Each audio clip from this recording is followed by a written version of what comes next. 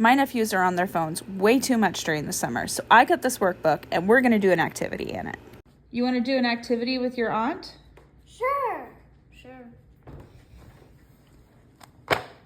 Okay, I forgot to film the part where the kids actually picked out their activity for this, but they chose a pirate treasure activity where they had to build boats and see how much treasure their boats could float with. We didn't have clay, which the activity called for making their boats out of clay, so instead we used found items from the recycling bin. As you can see here, the kids are testing their found items to see how well they do in the water, if they float at all, so that they can then make plans on how they're going to build their boats with these items in order to keep the boats floating so that their treasure, in this case a series of rocks that the kids collected, will actually float in the water and not sink to the ground. Anyways, here's a fun clip of a little lesson that they learned along the way. That worked way better than I thought it would.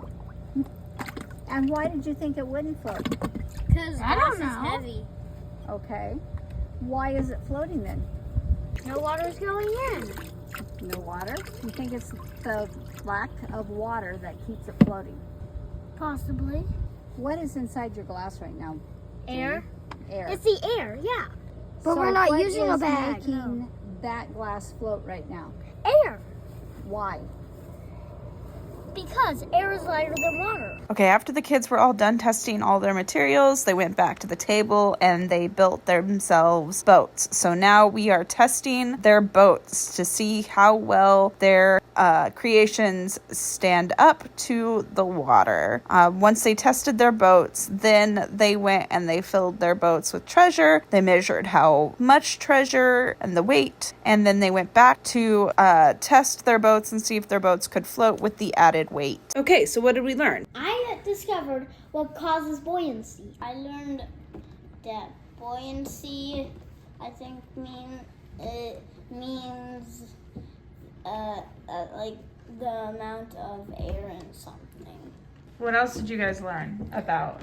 We learned that you should not put cardboard in water on a boat. I learned the reason why boats sink if they have holes. Why do they sink if they have holes? The water gets in. Well, that's pretty easy.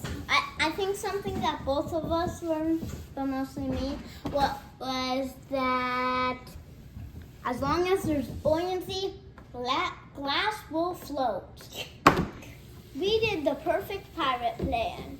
You did the perfect pirate plan. Did you enjoy the perfect pirate plan? Yes. More or less. You're supposed to say yes. Yes. you did enjoy it, didn't you? More or less. I enjoyed the part where we actually got to experiment. If you were to do it over again, what would you do differently? Make sure that that mine is airtight. Make sure that I seal all the air in. Well, if you redid your experiment using clay, what would be the secret there? We would want there to be no crevices. We would want to do my specialty in clay, smooth it out. Do you think the shape would make a difference? Yes. No. I don't think so.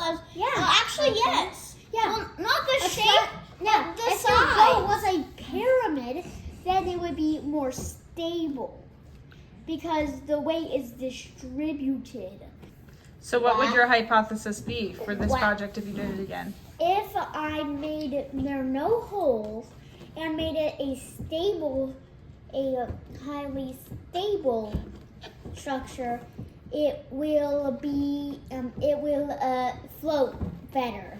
How much weight will it carry? More than 6.5 OZ.